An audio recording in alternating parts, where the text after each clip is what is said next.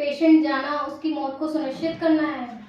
हाँ, ये भी एक कई बार पूछा गया है।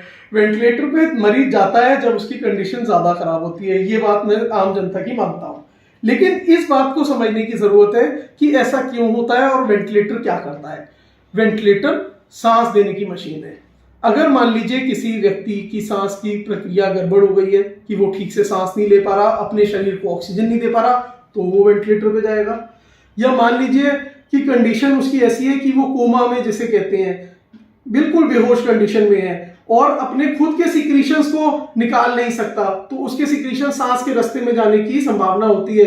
जैसे इंसान पानी में डूबता है उसी प्रकार से ये अपने सिक्रीशंस में डूब सकता है। उस कंडीशन में सांस की नली डाल के वेंटिलेटर पे मरीज को रखा जाता है। हमारे इसी अस्पताल में हमने सैकड़ों मरीजों को वेंटिलेटर पे डाला है और निकाला भी है।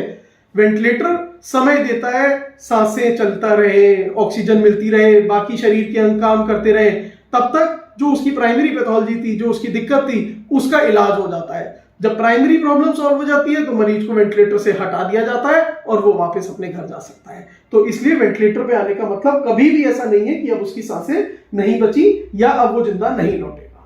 सर, वेंटिलेटर पे पेशेंट होता है, क्या बहुत से अटेंडर हमसे बोलते हैं कि उसके एक बार वेंटी पे चला गया पेशेंट तो वापस रिवाइव नहीं हो सकता। यही मैं भी कहना चाह रहा हूँ, ऐसा नहीं है। वेंटिलेटर पे अगर मरीज जाता है तो वेंटिलेटर से वापस आने की संभावना भी होती है।